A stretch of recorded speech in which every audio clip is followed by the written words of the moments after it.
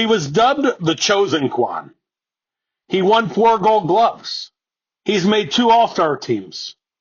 He was the heartbeat of the Guardians' leadoff spot for 4 years. Stephen Kwan was everything Cleveland needed at the top of the lineup. But right now, in May 2026, the numbers are ugly. And more importantly, this might not just be a cold streak. The data suggests this could be a trend.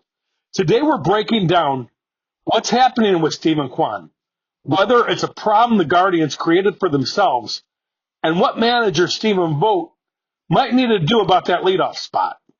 Let's get into it. Here's where we're at right now. Kwan is hitting .208 with a .587 OPS and a weighted runs created of plus 67. For context, 100 is the league average. 67 means he's producing at roughly 33% below a league average as a hitter. He is currently ranked 43 out of 57 Major League outfielders in batting average since July 1st of last season. His slugging percentage in that same window, .321. He's hitting like a backup infielder, not a leadoff man. Over at Baseball Savant, the Statcast picture is grim. His average exit velocity has dropped to 82.4 miles per hour. That's already one of the lowest in the league. His hard hit rate is just 10.7%. Barrel rate, 0.8. This isn't bad luck. The underlying quality of contact is just poor. And here's the kicker. Over the last 100 games dating back to July 1st, Kwan has posted a .243 average, a .623 OPS, and a 77 weighted runs created. These struggles didn't start in April. This has been building. Here's what makes this so concerning. Look at Kwan's weighted runs created year by year. In 2022, his rookie year, he posted a 124 WRC. Elite production. That was the Chosen Kwan. 2023 saw a significant dip to 92, below league average. There were worries about whether pitchers had figured him out. He was getting attacked inside. He was seeing adjustments in the outfield positioning that cut off his gaps. He bounced back in 2024, made the All-Star game, and it looked like the concerns were overblown. But in 2025, another step back. He missed time with a hamstring and a back issue. And now, 2026, it's gone off a cliff. The exit velocity decline tells its own story. Reports have noted this average exit velocity drop from 86.2 in 2025 to 80.5 so far in 2026. That's deterioration in raw contact quality. So what specifically changed? According to analysts at Pitchers List, Kwan has stopped hitting breaking balls. In 2025, he hit breaking pitches at a .293 average. This season, 158 with a 77.6 exit velocity on them. Pitchers have found an adjustment, and so far, Kwan hasn't answered. Now, to be fair, there are some optimists out there. His chase rate and whiff rate are still elite, in the 97th and 100th percentiles, respectively. His contact instincts haven't completely disappeared. There's still a player in there, but when you're not making hard contact and you can't handle breaking balls, that's a recipe for a very long, cold season. Now let's talk about the elephant in the room, and frankly, the decision-making that brought us here.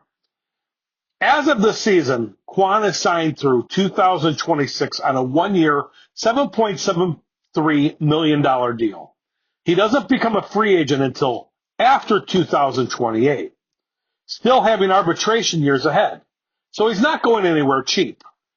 But here's the thing. For a while, everyone assumed Kwan would sign a long-term extension. He's been Cleveland's most beloved position player outside of Jose Ramirez. He's a 4-time Gold Glover. He's the face of the outfield. Why wouldn't they lock him up? The answer, looking back, is probably that both sides blinked at the wrong time. Reports out of spring training in 2026 indicated that the Guardians didn't even pursue Kwan's camp about an extension. That silence tells you something. The front office was watching the second half struggles of 2025 and decided to see how the season played out before committing. But here's the larger mistake. At last year's trade deadline, the Guardians had a real offer on the table. The Padres dangled top prospect Leo De Vries in a trade package for Kwan. The Indians' trade asking price was so high that the Padres walked away. The Padres ended up getting Mason Miller instead. With what we know now, the Guardians should have taken that deal. At last year's deadline, Kwan still had a trade value as a two-time All-Star, elite defensive outfielder, and a perceived contact machine. His offensive struggles were a concern, but not yet confirmed long-term trend. That was the window, and they missed it. Now, the window has closed. His value has cratered. He's hitting 208 with a 67 WRC+. And teams around baseball can read the same Statcast numbers you and I can. Whatever you've gotten for Kwan in 2025, you can't get today. All right. So let's get back to the lineup, because whatever happens with Kwan's long-term future in Cleveland, there's more immediate conversation that Stephen Vogt needs to be having right now. Is Stephen Kwan the right man leading off for the Guardians? The job of a leadoff hitter is simple. Get on base, set the table. His on-base percentage is .310. That's simply not good enough. He's batting .208. That's really not good enough. And his secondary skills, the speed, the base running IQ, it's still there, but they're irrelevant if he's not getting on base. Here's the thing. The Guardians actually have two legitimate, exciting alternatives who could provide more spark at the top of the order. Brayan Rocchio has quietly had a solid start to 2026. He's been doing legit damage, knocking in runs, showing some pop, getting on base more, and surprisingly is the second leading RBI man on the team. Hitting out of the primarily of the ninth hole, he's producing. Would he produce more at number one? Probably. And then there's Travis Bazzana, the 24 first overall draft pick who just got called up and is already turning heads. He's already got a .370 on-base percentage and 6 stolen bases. Described as a player whose primary value is getting on base and creating chaos. That's the definition of a leadoff hitter. Think about that. Bazzana is brand new to the big leagues and showing better leadoff attributes than your veteran leadoff man. The Guardians have talked about the importance of getting Kwan going, and I understand that. He's a veteran. You give guys the chance to work through the struggles. But at some point, you have to prioritize what's best for your offense. And right now, sliding Kwan down the lineup is probably better for both. So where does he go from here? Let's look at the realistic scenarios. Scenario one, Kwan turns it around. It's possible. The underlying plate discipline is still there. He's still making good contact. If he rediscovers how to handle breaking balls, you could see a second half resurgence. It's happened before. He had a rough 2023, bounce back in 24. Fans and some analysts are saying, wait for it. Scenario two, the trade. Multiple outlets are already writing about this. If Kwan continues to struggle, Cleveland will absolutely consider moving him before the August deadline. He's a 4-time Gold Glover, a brilliant defender, a contender in need, like that needs an outfield upgrade. The Braves, the Jays, Padres, they've been mentioned, could view Kwan as a defensive asset, even if his bat is diminished. The return won't be as good as what it would have been last year, but it's better than nothing. Scenario three, the slow fade. He stays on the roster and battles through the struggles.